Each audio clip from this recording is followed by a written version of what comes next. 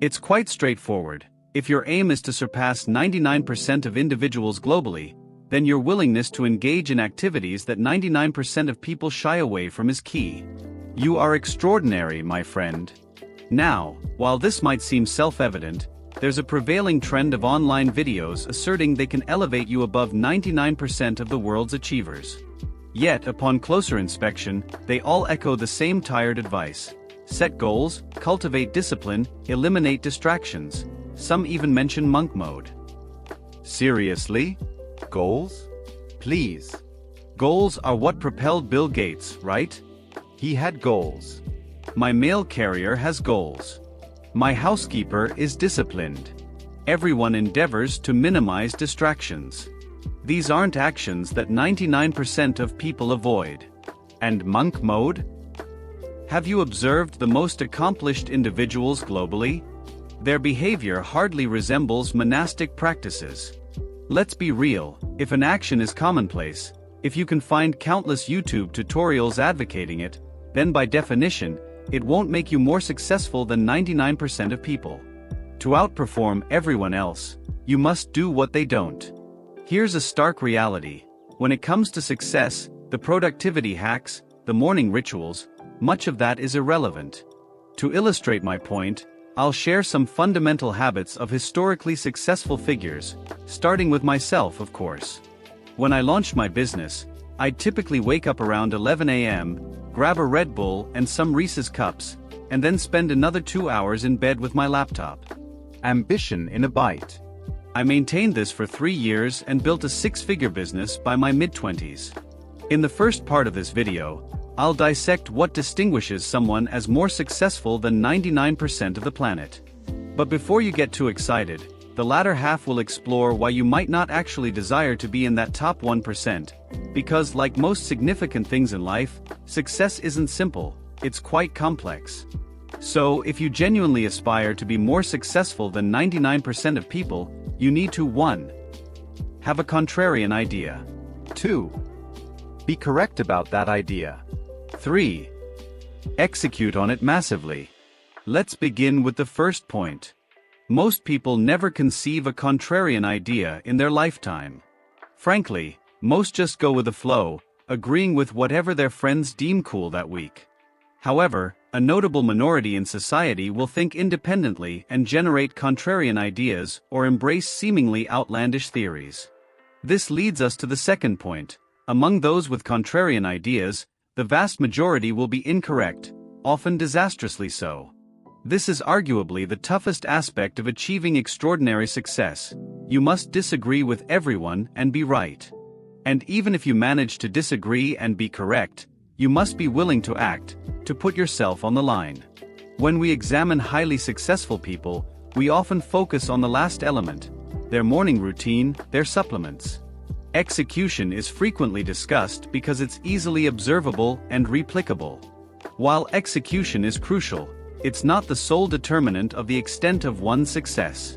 Steve Jobs wasn't Steve Jobs because he woke up early and ate a ton of fruit. He was Steve Jobs because a decade before anyone else, he believed that one day every desk and office would have a computer, and he was right. Warren Buffett goes through the McDonald's drive-thru every morning and gets the same breakfast sandwich that many of us would disdain. How is he still alive? Warren Buffett is Warren Buffett because he consistently identified undervalued companies that most others dismissed, bought them, and then waited decades while enjoying McDonald's and Coca-Cola, another thing most people aren't willing to do. Now he's the greatest investor of all time. Execution is overrated. If I can identify one action that will multiply my results by 100, then the other 99 actions become less significant. But people dislike hearing this because finding that one transformative action is incredibly challenging, almost non-existent. So instead, we create videos about morning routines and dietary habits, as if eating Kobe Bryant's pregame meal of orange or grape soda and pepperoni pizza will make you play basketball like him, a true fan here.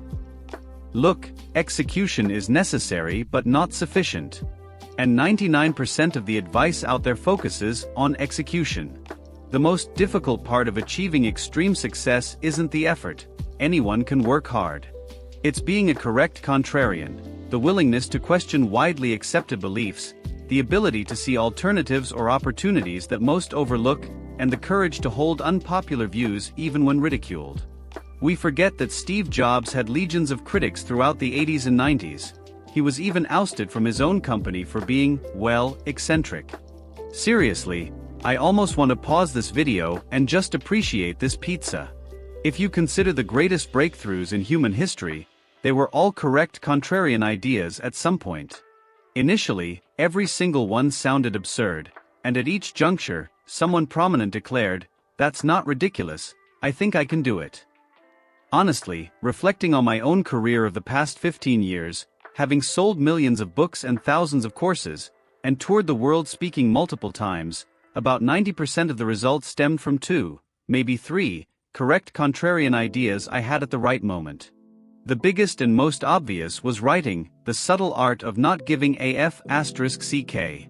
At the time, conventional wisdom held that millennials weren't interested in self-help and that men weren't interested in self-help. However, through years of blogging, I discovered this wasn't true. You just needed to communicate with these audiences differently. Everything else I've done is either a footnote, a continuation, or 1 or 2 other correct contrarian decisions. I believe this holds true for most who achieve extreme success in any field. For instance, Warren Buffett recently wrote that in 58 years of Berkshire management, most of his capital allocation decisions were just SOSO. Their results came from about a dozen truly good decisions. That's mind-blowing. This guy has been doing this for 60 years and says he's made about a dozen great calls. As a successful person, there's a temptation to overestimate your competence. It's not intuitive that one simple decision can have such a profound impact. So you start convincing yourself that you know the secret to waking up early and hitting the gym, or how to run meetings better than anyone else, when in reality, you're probably just slightly above average. It doesn't matter if you add butter to your coffee, use a standing desk, or prefer Evernote over Google Docs. It's like rearranging furniture and claiming it's a better house. If you doubt me, meet 100 successful entrepreneurs. I guarantee they aren't all at the gym at 4:30 a.m. or meditating for 2 hours daily. The real world is messier and often more enjoyable.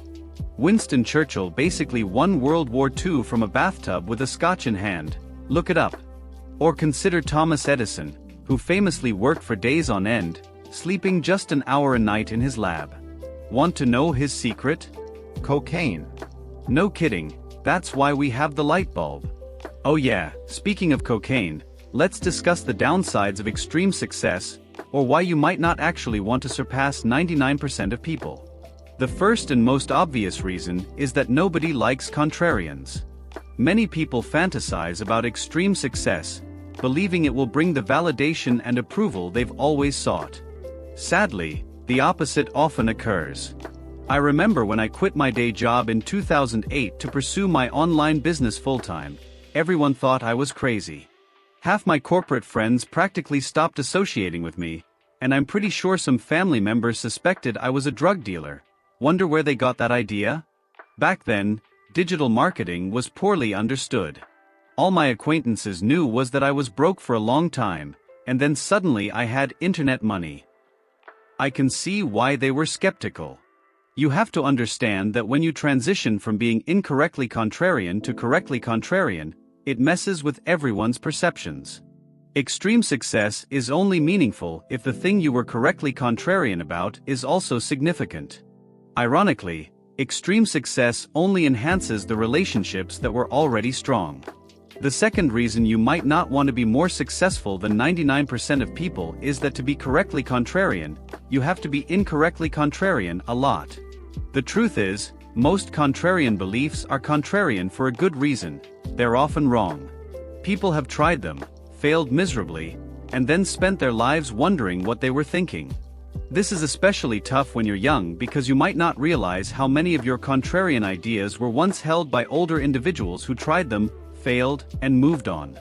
Spoiler alert, it's probably most of them. Finally, and perhaps most importantly, extreme success won't necessarily make you happy. In fact, success amplifies your existing traits and feelings. So, if you're angry or depressed, success can make you angrier and more depressed. If you have great relationships, success can make them even better. Ultimately, extreme success shouldn't be the primary goal. You should be driven to pursue your correct contrarian idea because it's so vital that you can't imagine doing anything else. If your ambition is just to earn enough to buy a fancy car and spray champagne on someone in a bikini, that's achievable. I know a guy.